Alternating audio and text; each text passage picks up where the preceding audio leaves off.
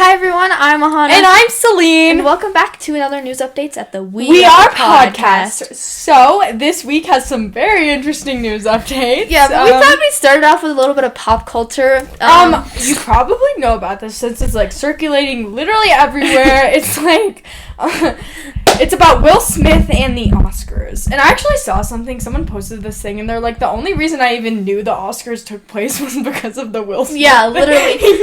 Okay, so Celine, what happened? Alright, so quick recap. Basically, I'm gonna tell you my personal experience of watching this. Yeah. So I was watching it live, and we were just like, watching it, right? And it was like it was like the actor award, right? It was like before that, and they were like talking. And you know how they have these like sort of like comedian people like go up and they like announce who made it and stuff. Yeah. They kind of like do these like skits or like fun stuff, right? And he was like making a joke, and he made a joke about Will Smith's wife, who her name? Jada Pinkett. Okay, Smith. And the joke was about like G.I. Jane, right? Like it was like, which is like, basically. Can you tell us more about that? Yeah, so G.I. Jane was like a movie about like a Marine who shaved her head, and she was like this. It was like a movie, but essentially she's like the Will Smith's wife, Jada Pinkett Smith. She is bald because she has like a hair condition. Yeah, she has like alopecia. So yeah. So he made a joke, and he was like, "Oh, it's G.I. Jane too." Like, kind of, like, poking at her baldness. Right. So then, Will Smith was, like, very, like, offended on his wife's behalf, and he was, like, very defensive.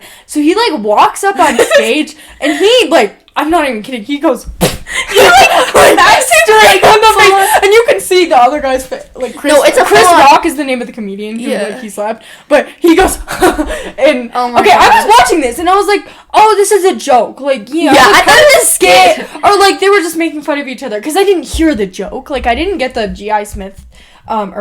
G.I. Jane. Yeah. Joke. Like, I wasn't even paying attention to the joke. I just saw him slap him, so I thought it was, like, part of the thing, and I was like, oh, ha, ha. And then afterwards, there was all this, like, new stuff about it, and I'm like, wait, that was, like, legit. Like, he was mad.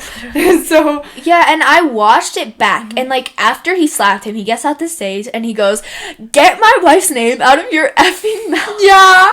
Like, okay, so... let's talk about kind of our thoughts on this. Like, let's... Like, okay... I just want to, like, mention this first. But I think Chris Rock handled it very well. He was really calm throughout it. Yeah, because he didn't seem angry or anything. Like, And he didn't want to press charges, I heard, either. Like, because he could, because it's assault, technically. Yeah. If someone goes up on stage out of pocket and just slaps you. Yeah, you actually could press charges on them. But also, I thought... the funny part about this is... Will Smith literally won the Best Actor award, like, 30 minutes later. Right? Like, and then I feel like, and then he was, like, crying and stuff, and I just, like, totally forgot about the slap, because I thought it was, like, a joke, but... that was so funny. And I was, like, I thought it was really funny at first, because I was like, this is hilarious, but then you kind of, like, learn about the alopecia, and you learn about all this stuff. I didn't even listen to the joke, so I thought it was just, like, a slap, so I was like, oh, he's, like, slapping him just to, like, entertain the audience or something.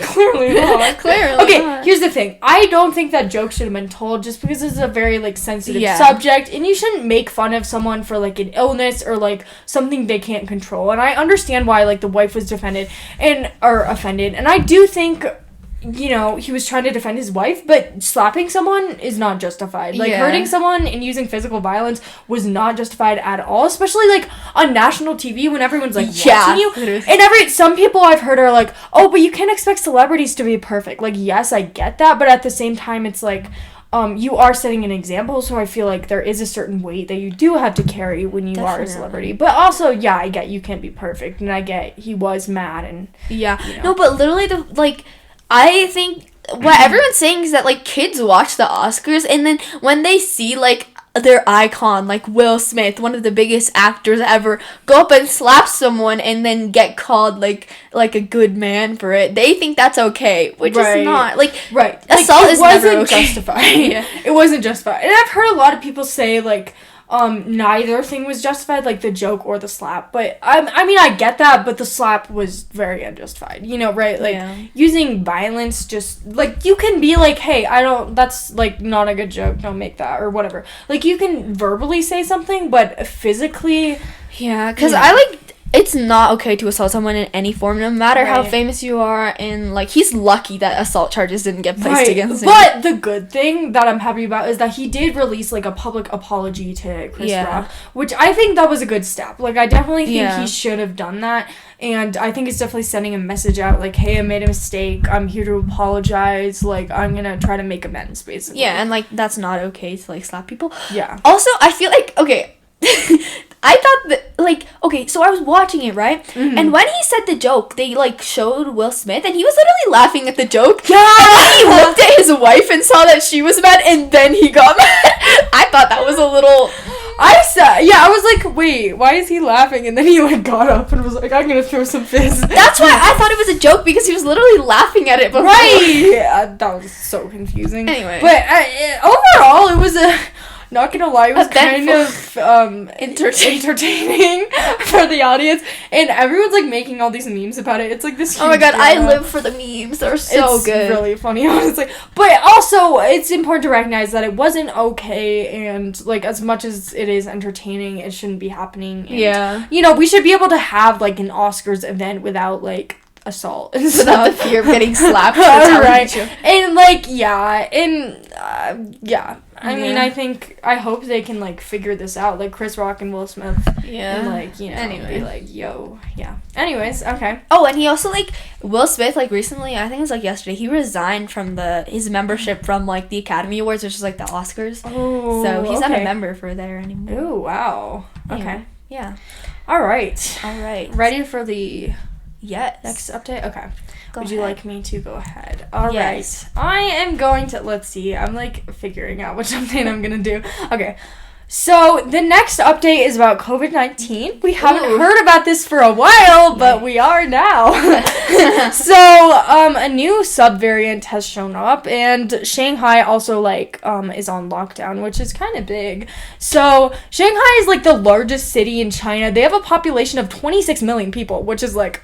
quite a lot of people, right? And they lockdown, and the lockdown will start, like, it starts with the eastern half of the city, and then it goes on to, like, the western half, so it's, like, a 2-phase, like, lockdown. And this is actually, like, the biggest COVID-19 closure in China since Wuhan. And Wuhan was, like, a huge one, because that was, like, kind of, like, the origin of, like, the pandemic, right? In that area. So, like, that's a pretty big deal for China, right? Like, so it'll start with the Pudong district, which is, like, the eastern district, and it'll close down from Monday, March 28th to Friday, April 1st. So that's actually, like, I think that'll be before when this goes out, but just in general. And then, so all residents will have to, like, stay home.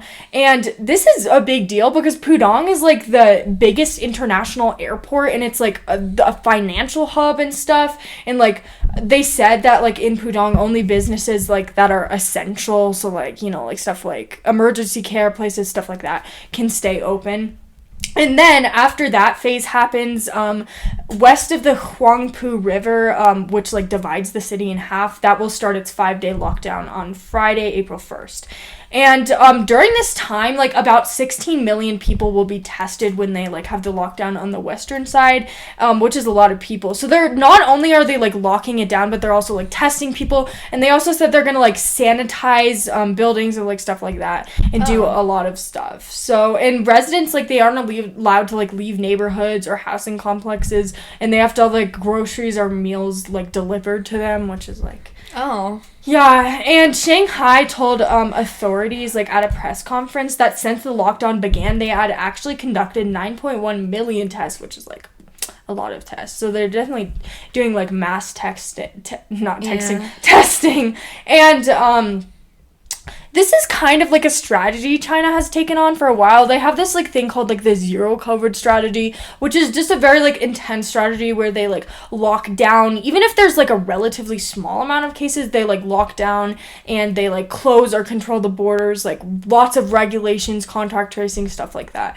And the reason why they're doing this is because Shanghai has seen, like, a surge in, like, Omicron cases. They have had, like, 3,500 positive tests in a day. And that may not seem like that much, but it is a lot. Yeah. And especially in China, they definitely have a kind of like no tolerance. Like if there's even a small amount of cases, we're gonna like lock down. Like that's kind of their strategy.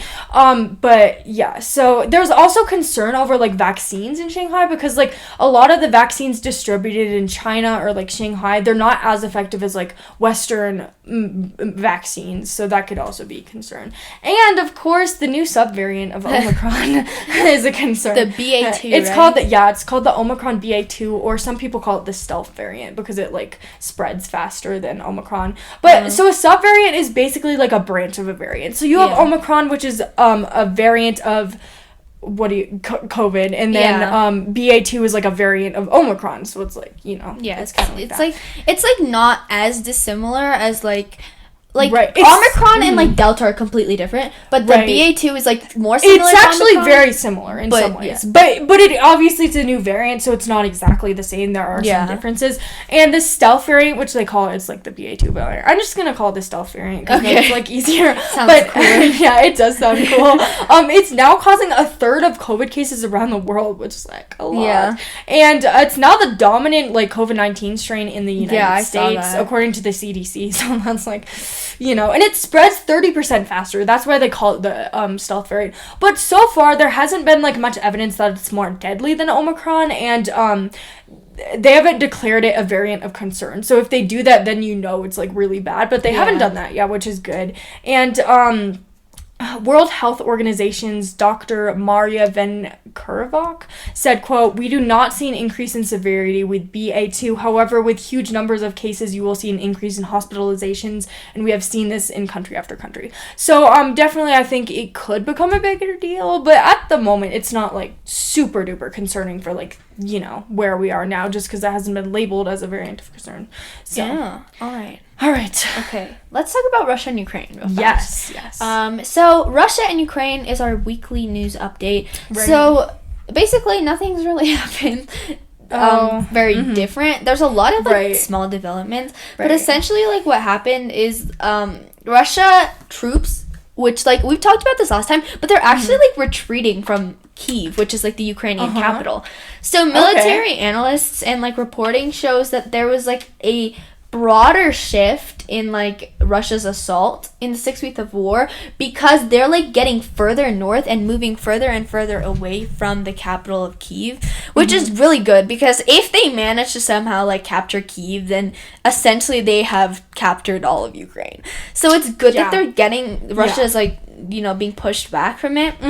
But instead of being like more focused on Kyiv, they're focusing on like the port city of Mariupol, which is like it was like an important area because it is like an access to a trade port, which is important because once you have control over trade, you have control over a lot of other things. Right. But he's like basically like really like kind of slowing down like the developments. It's I mean, obviously Ukraine is still in a dire state, and like people are still dying by the day. People are fleeing, like the story we talked about last time with like Andrei and how his mother died, that's still happening, but it's kind of like the Russians are being pushed back a little bit more. But other developments said that like the Russia Space Agency said they would submit a proposal to the Russian government to end cooperation on the International Space Station program, and a lot of people think this is because like a result of the war. In terms of like the US and like what we're doing, like I talked about, like we send a lot of stuff to like everywhere pretty much. Like we've sent troops, we've helped through NATO, we've helped like through bills. It's still not enough, but we're doing a lot. But actually the Pentagon recently like provided Congress with a $300 million like military assistance deal sort of thing that it wants to give Ukraine, and it includes like laser guided rockets. Which is kind of cool. I thought that was really cool. But tactical drones, like non-standard weapons and stuff. On top of this, like Pope Francis also was like talking about it, and he said a potential visit to Kyiv to like sort of like preach or whatever was on the table, which was kind of cool to see how like Right. different people are trying to help. And another thing is just like people are still like there's a lot of like missile strikes happening, which are like bigger than shell strikes. But there was actually a missile strike happening from Russia on like the city of Mykolaiv or whatever. I don't know how do you say that, but I apologize if I say that wrong. But anyway, the death toll has risen to 33 people. So obviously, like people are still dying very rapidly. A lot of people are like fleeing the country. So a lot of people are misplaced. You know, it's very sad. Ugh, well, that's terrible. Yeah, it is for sure. Okay. Ready for the next one? The next one is also really, really sad. So a kid died at an amusement park, actually. This was actually circulating around the news. Like, it's a pretty, like, big thing. But, so, the boy's name was Tyler Sampson. He was 14 years old, and he was, like, at this amusement park in Orlando on March 24th. It's called the Icon Park. And he was going on this ride called the Free Fall attraction, which, like, it's the world's tallest freestanding drop tower, which, so it's like really tall. I like saw a picture of it. It's 430 feet tall. Oh my God. It looks terrifying. Like, it looks so scary. But basically, he fell off and was transported to the hospital after the fall, but he died of fatal injuries, which is like extremely sad. Yeah. And his father said that he was visiting Orlando from St. Louis, Missouri with his football team. He was like this football player, and he had like all these dreams for his future. So it's just really, really sad. Basically what happened, so as the ride like approached the bottom, so like when it was kind of like on the curve, you know, where it goes to the bottom, he started to slip out of his seat. And something to add, he actually was wearing his seatbelt, right? But he was propelled at high speeds in the ride when the ride started to slow, and he fell off. Something to add that could be a contributing factor for like why he fell off was that the maximum weight limit for the ride was 287 pounds, and Sampson was around like 340 pounds. So that could have been like a contributing factor for why he fell off. But, like, an accident report showed that the seatbelt was, like, working properly and stuff. And actually, there was, like, a video that went viral of, like, the event. And you could hear people, like, employees talking about the seatbelt in the background. Like, one of them said, "Didn't you check it?" And then the other people say, like, "Yeah, we did. We checked." So, the seatbelt was in and it was fastened. But, yeah. So, let's talk about, like, kind of, like, the outcomes in terms of, like... A lawsuit. Like, Oh, yeah.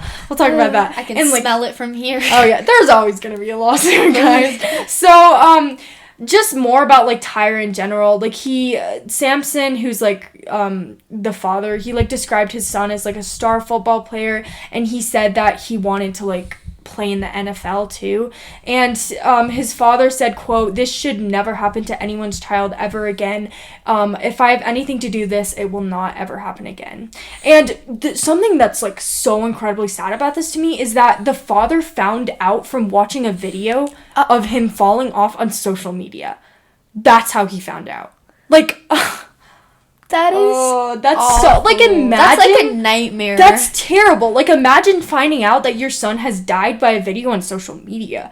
Like, just in itself, that's enough. Oh, gosh, it's terrible. I can't even, I would cry. Yeah, it's awful. That's awful. And obviously the ride is definitely closing. John Stein, who's like the spokesperson for the company who like owns the ride, he said it would close indefinitely. Yeah. And actually Dollywood, which is like another theme park owned by Dolly Parton. Dollywood. That's the one where like we had an update. We had an update about that. Yeah, right, where she like was giving full scholarships to people. So it's owned by Dolly Parton, and they're temporarily closing down their drop tower attraction. It's not like the exact same like tower, but it's similar, so they are doing that for safety measures.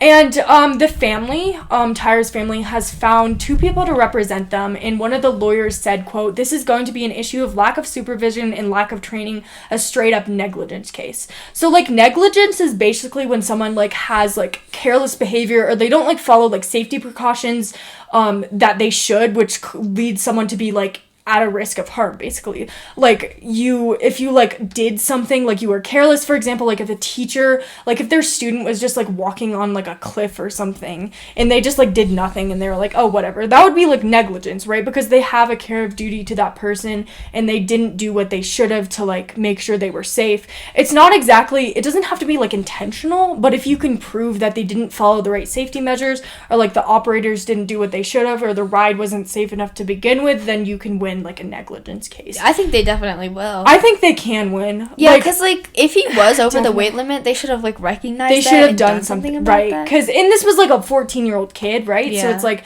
I think they could win a case on that. And then on top of this, Agriculture Commissioner Nick Fried said on Friday that her department will look into changing Florida laws to ensure amusement rides are more safe for the future, which is important. I mean, obviously, it's terrible for the family, but I'm hoping that, like, we can get, like, you know, like, safer amusement park rides where people won't, like, fall off, right? Like, that shouldn't be happening. Anyway. But, okay. So, I think that's it for the first half. That's pretty loaded first half. Yeah. In our second half, we have actually, like, a really interesting news updates that I'm excited to talk about. Right, so stay exactly. Stay tuned.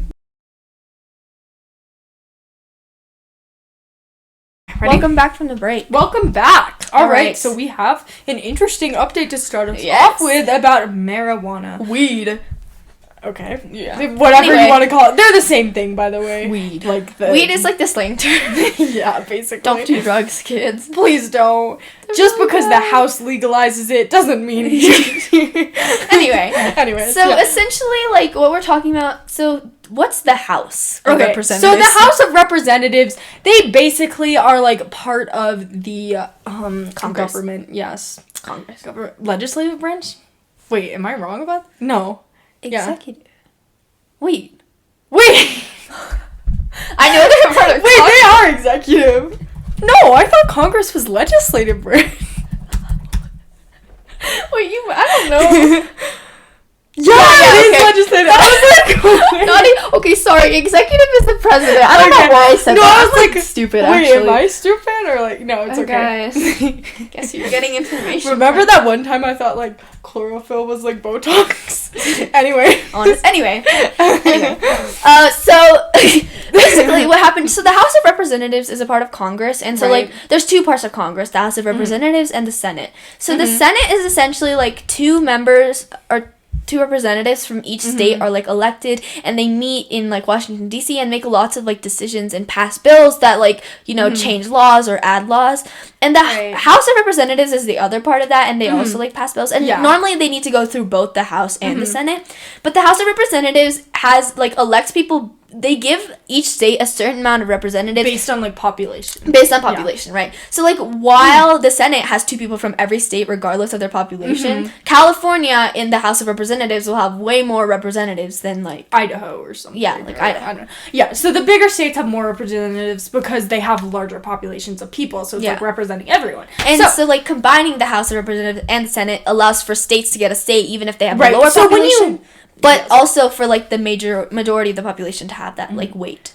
Yeah, so when you pass a bill, it not only has to go through the House of Representatives and be approved, but it has to go through the Senate and be approved afterwards. So it's not just, like, a one thing and then it's done, but it has to go through checks both and balances, stages. People. Right? I mean, yeah. And I think it's, like, 2/3 of the Senate has to vote on it. It does depend. I think or it's the majority. Yeah, usually, it obviously has to be, like, a majority or, like, soming like that. It can't just be, like... Oh my god, there's a spider there. Oh, ew, I hate spiders, actually. Anyway. Okay, so basically, the act was called the Marijuana Opportunity Reinvestment and Expungement Act, and it was passed on a vote of 220 to 204. And it only passed by the House so far. In order to be passed by the Senate, they're gonna, like, you have to pass the filibuster. So what's the filibuster? Okay, so the filibuster is basically it's this thing where you have to have, like, support from, like, the majority, which means 60 votes, right, from the Senate.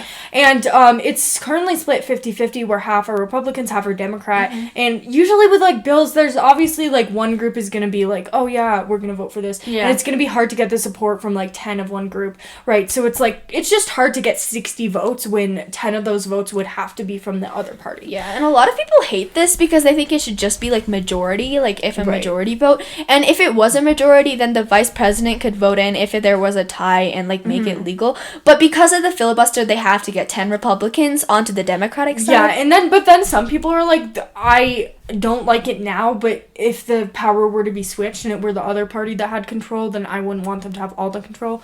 So it's like kind of a controversial thing. Yeah, and it is. And by the way, like the Marijuana Opportunity Act is mostly endorsed by Democrats, but something that was surprising that I would like to know is that like actually a lot of like Republicans, I think it was like 5 or 6, which is like more than expected, voted in favor of the marijuana bill. Okay. And the reason like a lot of people did it was because it can, quote, haunt people of color and impact the trajectory of their lives and career infidelity. Right. By that I mean that like people of color and people in poverty are more like in touch with like, because like drugs centers typically like stay in like poorer neighborhoods, so they're introduced to that and therefore more vulnerable to being like jailed because of their like neighborhoods essentially. And there's also prejudice with like drug laws, which we actually made an episode about this, about like drugs and stuff and like legalizing drugs.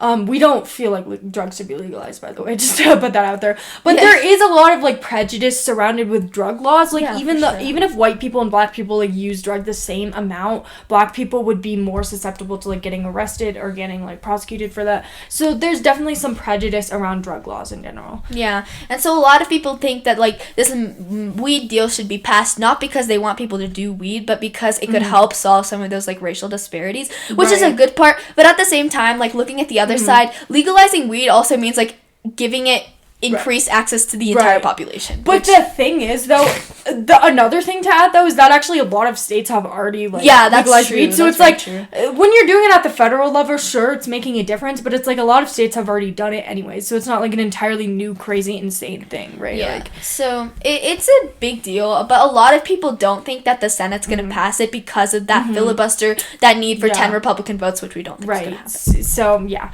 And basically what this bill will do, it'll, like, clear convictions for people for like marijuana use, unless they have like violent records, right? Then it's like, and then it'll remove it from like the federal list of controlled substances, which is basically like the list of like illegal drugs, basically. Yeah. And I think another thing that's noted, it will like prevent like denying federal workers security clearances after cannabis use. So like if they're on weed, then they can still get the clearance for their job and have the green light to go forward with it. And it also allows the veterans to get medical marijuana to people with PTSD, and also like gains revenue on authorizing like a import tax on marijuana. Yeah.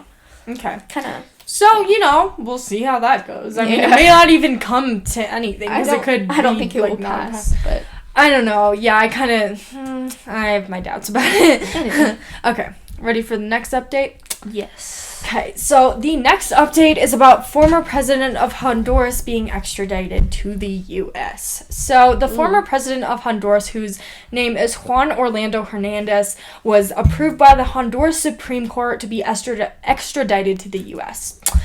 So he was the president of Honduras from 2014 to January of 2022. So he was like president pretty recently. Yeah. So let's talk a little bit about like what it means to be extradited. So extradition laws, like they basically allow like states or countries to like hand criminals over to other states or countries to have a trial or like to have punishment. So if you're like, oh hey US, go take this like guy and like give him a trial or punishment, that's kind of what's happening. Okay. He's being extradited to the US. It's kind of like being like exiled. It's not, but it is. Like that's how I think of it. You know what I'm saying?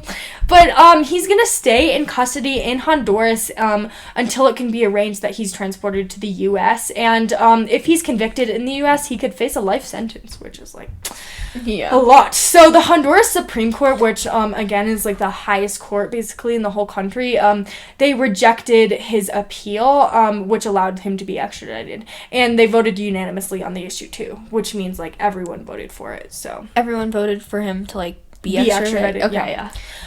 So basically, let's talk about the charges he's facing. The charges are conspiracy to import and controlled substance into the U.S., using or carrying firearms, including machine guns, and conspiracy to use or carry firearms. So, in recent years, like, prosecutors have, like, in the U.S., they've accused him of, like, funding his political career with profits from drug traffickers. Basically, what they said is that he protected their shipments in return for their profits. Oh. So, yeah. That's basically so like fraud. Yeah, well, yeah. And also, like, working with drug traffickers, too, basically. So basically, right? So, yeah, basically, the traffickers were, like, allowed to operate unencumbered. Like, they received information that helped them avoid authorities, all for, like, them, like, funding his political career. So it was, like, a deal they made, basically. But Hernandez keeps saying, like, he has no ties to drug traffickers. He's like, this is totally false. And he says that the reason people are doing this is people are, like, making false claims about him to get revenge, because he said that, like, drug traffickers which were extradited by his government when he was president are, like, seeking revenge for being extradited, so they're, like, trying to make up all this stuff. So they're, like, he's saying that they're framing him, essentially. Basically. Yep, that's what. But also, I don't think so. He's a little fishy. I think he's just a little desperate. Yeah, so he allegedly, also in 2013, he, like, solicited $1.6 million from a drug trafficker to, like, support his campaign. And on top of this, he apparently also received $1 million from El Chapo, which is to support his brother's campaign. Can you tell us about El Chapo? So El Chapo, he's, like, one of the biggest drug lords ever. My dad actually watched, like, a TV show about him. Mm-hmm. His name was, like, Joaquin Guzman, and he was, like, the Mexican drug lord. Yeah. He was probably, like, one of the biggest drug lords ever. I think he's still alive, right? I think he is, actually. I think he actually goes to, like, jail in Colorado or something. They got him, though. He's serving his sentence in a maximum security prison in Colorado. So, he is very bad. Yeah, he's like known as being one of the most powerful former drug traffickers in the entire world. Like, and here's this Hernandez guy. He apparently, like, received money for him for all this stuff. So it was like, there are some ties to drug traffickers and El Chapo, which is kind of one of the biggest drug lords ever. Right. So it's like, well. So yeah, he's going to be extradited, and that goes into effect sometime. I don't know. I think I wrote it down, but yeah. So, all right. Ready? Okay, yeah. So next update. Okay, this is actually really important. I probably should have done this earlier. But anyway, it's about, we've been talking about Russia and Ukraine for a while. I probably should have said this during the Russia-Ukraine update. Oh, okay. But anyway, so because the U.S. is trying to, like, prevent Russia, what they're doing is placing economic sanctions, which we've talked about before, as basically, like, punishments, like, restrictions on other countries as, like, a punishment for their actions. And so what Biden did was he, like, banned all imports of Russian oil because that, is bad for their economy. But it also, what it's done for the U.S. is, like, banning Russian imports of oil has raised gas prices because we need more oil, but we've cut off a source of oil. So that means that we have to pay more for more oil from other places because there's, like, a higher demand and less supply. So essentially, like, the release of oil reserves is causing a big increase. I was like, what? Honestly, I'm just gonna say it. Upcrease. It's causing, works. It's like downcrease, upcrease. Yeah. It's causing an upcrease of gas prices everywhere. Literally, people are spending $80 a week on gas. It's insane. Anyway. Okay. So because of this, it's so bad, and people, like, especially people who, like, can't afford that, like, that $80, like, even that extra $40 a week is too much. Right. So, what Biden has done, on Thursday he, like, announced a release of the oil from the U.S. reserves and several steps in his administration, including, like, punishments for companies not increasing production to help lower the prices. So what this does is essentially, like, it's basically, like, kind of, like, forcing them to have more oil supply in the U.S. and, like, making sure that companies don't, like, oversell them, overcost them. Put too much revenue expense on them. What's the word for, like, putting your focus on something, like, over? I don't know. But so he makes sure they don't make them too expensive, and he's also making sure that they're producing more oil. Overpriced, yeah. Is that it? Okay. I think so. Anyway, so the release would amount to around 180 million barrels of oil, and it would act as, like, sort of a help, like a to help bring the U.S. economy back up and like help people lower their gas prices. So that's really important. We don't know if it will do like if it will be able to make as much gas and oil as wanted, but let's hope it does, because it's really important for a lot of people to lower gas prices. Absolutely. Anyway. Yeah. All right.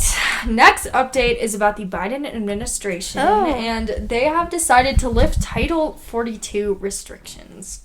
I don't know what that is. Please explain. We'll talk about that. Okay, so basically, Title 42 restrictions, like, during Trump's presidency in March 2020, he, like, invoked the policy through the CDC. And basically what this does is that it's supposed to, like, stop the spread of, like, COVID over the Mexico and U.S. border. It's a measure that, like, allows public officials to, like, basically take measures to eliminate the introduction of disease and spread sickness during a pandemic, which means limiting, basically migrants from Mexico who want to come into the U.S. is essentially what it's doing. And a lot of people are saying that, like, when Trump invoked this, it was really as an anti-immigration policy and less as, like, a COVID-19 policy. It was pretty controversial in terms of, like, whether it was just used to stop immigrants. But, basically, after this Title 42 was enacted, migrants trying to enter the U.S. have been turned back over 1.7 million times. Like, that's a lot of people who had been turned back to their country. And it's been used at least 380,000 times to, quote, expel migrants, which basically just means, like, turn them back to their country and not let them into the U.S. And a lot of people say the policy was abused. But the lifting of the policy will happen on May 23rd. And according to the director of the CDC, Walensky, quote, following an assessment of the current epidemiologic status of the COVID-19 pandemic and the U.S. government's ongoing response efforts, I find there is no longer a public health justification for the order. So basically, the pandemic has been, like, dwindling, although I just did do an update about, like, a new subvariant. But, like, in terms of in the U.S., it's actually been decreasing a lot, and we haven't had, like, a ton of cases lately. So they're saying that it's a good time to basically lift it, and the lifting will happen on May 23rd, and there's a lot of preparation that happens, which is why they're not doing, like, right this second. But the U.S. Customs and Border Protection, they're going to distribute about 2,000 vaccines a day at 11 locations. Wow. Yeah, and they plan to, like, scale up the process in coming weeks to distribute 6,000 vaccines a day to more than 24 locations along the border. So migrants will be given Pfizer and Moderna vaccines, and those who refuse will be, like, detained, which means basically, like, held, and basically they won't be able to, like, come in. But so they are lifting that, and also I think it's good that they're getting those vaccinations out. Like, I think that's a good thing. So. Yeah, definitely. Okay. All right. So the last update I have. Do you have any more questions? Any more what? Updates? Yeah. I think I have 2 more. Oh, wow. Wait, or 1. Wait, I have that one. Anyway, I'll just start. I don't know. Continue. Okay. No, I have so one basically, more. I think this is really interesting. But microplastics were found in the human bloodstream, and I saw this, and this is like I really wanted to do this update. But essentially, like, microplastics are like specks of plastic, and by definition, they're like less than 5 millimeters in any like length, height, width, whatever. But they are invisible typically to the naked eye. So they're so tiny, like they're so small. But what they are is like they're used in like cosmetics sometimes, and most of them come from like the breakdown of larger plastic items. Typically, like from pollution, a lot of microplastics occur because like they're like grinding against each other in oceans and like other stuff, and they're like breaking down. But microplastics have normally like been very like, you know, kind of, what's it called? Like more focused on in terms of like marine life. And so like a lot of people were like concerned about how like marine organisms have like reacted to microplastics and how it's like affecting those populations. But for the first time ever, it has been detected in human blood, and they also found like these microplastics in 80% of the people tested. So like what they did was they got like anonymous blood samples from 22 donors.